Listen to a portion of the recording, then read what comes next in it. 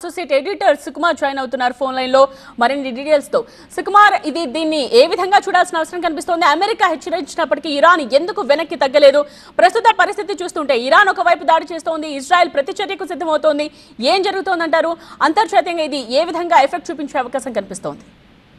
గత ఒక వారం నుండి జరుగుతున్న ఇష్యూ ఇది. మనకి ముఖ్యంగా ఎప్పుడైతే ఎయిర్ స్ట్రైక్స్ జరిగాయో గతంలో దాదాపు 1000 మంది కూడా చనిపోయారు లెబనాన్ లో. ఇలాంటి సందర్భం నుండి ఇరాన్ అడ్వాంటేజ్ కింద తీసుకుని దాన్ని దృష్టిలో పెట్టుకుని ఇజ్రాయెల్ మీదకి వస్తుంది, అంటే ఇజ్రాయెల్ మీద దాడి చేస్తుందని కూడా యుఎస్ఏ ముందుగానే చెప్పడం జరిగింది. కాకపోతే ఇక్కడ మనం ఒకటి గమనించాల్సింది ఏంటంటే, ఎప్పుడైతే అమెరికా డిఫెన్స్ మీటింగ్ జరిగి ఒక నిర్ణయం తీసుకొని జాగ్రత్తగా ఉండాలని చెప్పి ఇజ్రాయెల్ కి ఏదైతే సంకేతాలు ఇచ్చారో అది జరిగిన కొన్ని గంటల్లోనే ఇరాన్ ఈ దాడికి పాల్పడడం అనేది మాత్రం ఒక ఇంత ఆశ్చర్యంగానే కనిపిస్తుంది. ఎందుకంటే అమెరికాను కూడా బేఖాతరు చేస్తూ ఈ దాడిలో పాల్గొన్నారు అంటే ఖచ్చితంగా యుద్ధానికి సిద్ధమయ్యే ఇరాన్ ముందుకు వచ్చినట్టుగా మనకి స్పష్టంగా తెలుస్తుంది.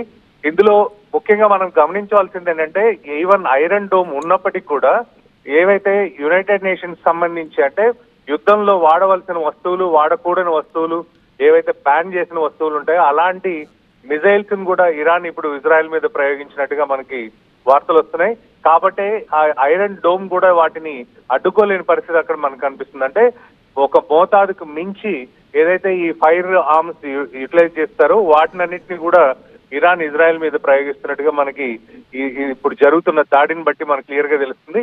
ఇదే కాకుండా లోకల్ గా ఆల్రెడీ టెర్రరిస్ట్ యాక్టివిటీస్ కూడా, అంటే ఒక మన భారత టైం ప్రకారం ఒక 45 మినిట్స్ ముందు దాదాపు ఒక 3 సివిలియన్స్ చనిపోవడం, 2 పోలీసులు కూడా అక్కడ గాయపడడం, ఇవన్నీ కనుక చూస్తే టెర్రరిస్ట్ అటాక్స్ కూడా అక్కడ మొదలైనట్టుగా చాలా స్పష్టంగా కనిపిస్తుంది.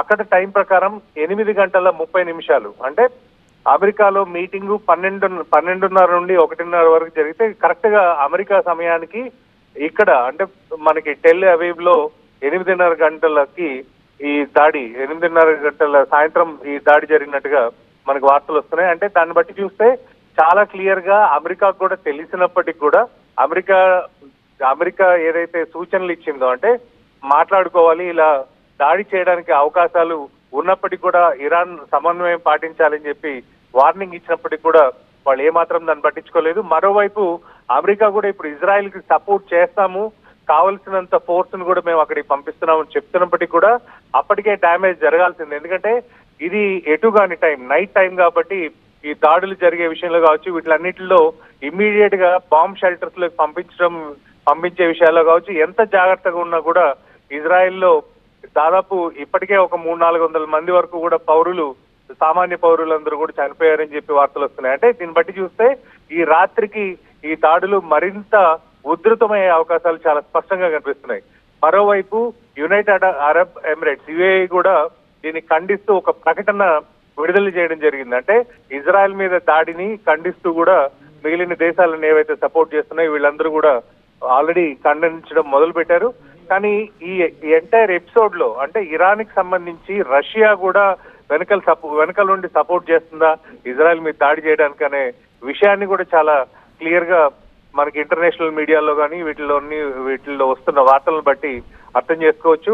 మరోవైపు గత వారం ఏదైతే టెర్రరిస్ట్ యాక్టివిటీస్ ని టార్గెట్ చేస్తూ సదరన్ పార్ట్ ఆఫ్ లెబనాన్ లో, అంటే ఒక పర్టికులర్ ఏరియాని మాత్రమే, అక్కడ ఎలాంటి సామాన్యులు ఎవరు నష్టపోకుండా ఉండే విధంగా ఇజ్రాయెల్ దాడి చేసిందో దానికి ప్రతి దాడిగానే ఈ దాడి ఇరాన్ చేసినట్టుగా మనకి అర్థమవుతుంది. మరోవైపు ఈ రోజు నైట్ మరింత ఉధృతమైంది. ఎందుకంటే ఇప్పటికే దాదాపు 113 మిజైల్స్ ని ఇరాన్ ను పంపించినట్టుగా అనధికారికంగా ఇజ్రాయెల్ చెప్తున్నప్పటికీ కూడా ఏవైతే కంటిన్యూస్ గా వీళ్ళు మిజైల్స్ పంపిస్తున్నారో మరిన్ని కూడా ఈ రోజు రాత్రికి ప్రయోగించే అవకాశాలు అయితే చాలా స్పష్టంగా కనిపిస్తున్నాయి.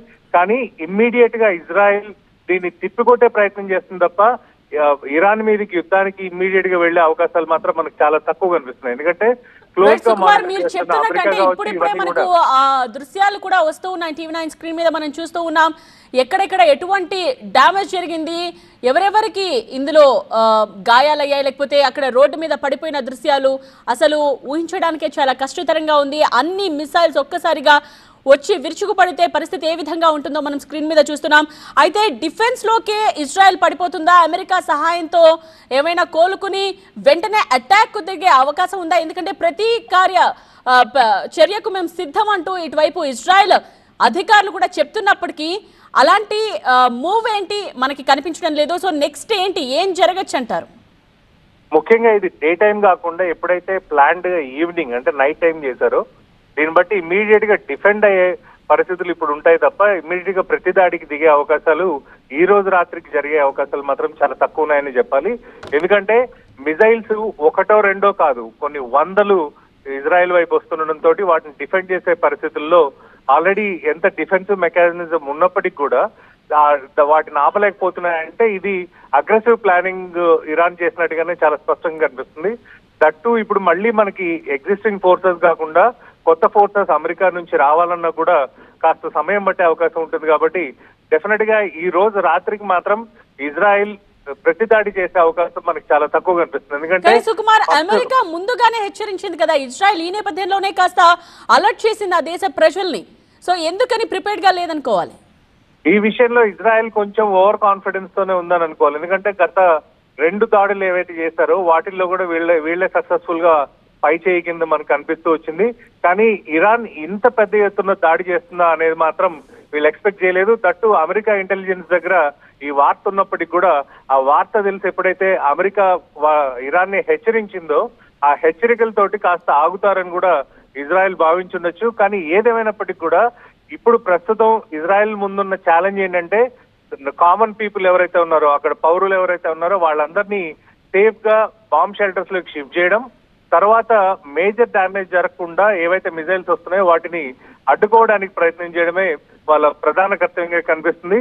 అమెరికా క్లోజ్ గా మానిటర్ చేస్తున్నాము, మేము సపోర్ట్ చేస్తున్నామని చెప్తున్నారు. కాబట్టి ఒకవేళ ప్రతి దాడులు చేయాలంటే మాత్రం కనీసం నెక్స్ట్ 3 to 4 hours పట్టే అవకాశం ఉంది. అంటే ఇమీడియట్ గా రెస్పాండ్ అయ్యే ఛాన్సెస్ అయితే మనకి చాలా తక్కువగా ఉన్నాయి. ఎందుకంటే ఇరాన్ మీద దాడి చేయడానికి ఇవన్నీ కూడా ఇజ్రాయెల్ కేవలం అక్కడున్న టెర్రరిస్టుల్ని బేస్ చేసుకుని మాత్రమే వాళ్ళ మొత్తం ప్రోగ్రామింగ్ ప్లానింగ్ చేసుకున్నారు. కానీ ఇక్కడ ఇరాన్ ఏం చేస్తుందంటే అలాంటి యుద్ధ నీతి ఏది పాటించకుండా ఎక్కడ పడితే అక్కడ టెలివైవ్ కావచ్చు, జెరూసలేం కావచ్చు, ప్రతి చోట ఈ మిజైల్స్ ని పంపిస్తున్న పరిస్థితి మనకు చాలా క్లియర్ కనిపిస్తుంది నేత్ర.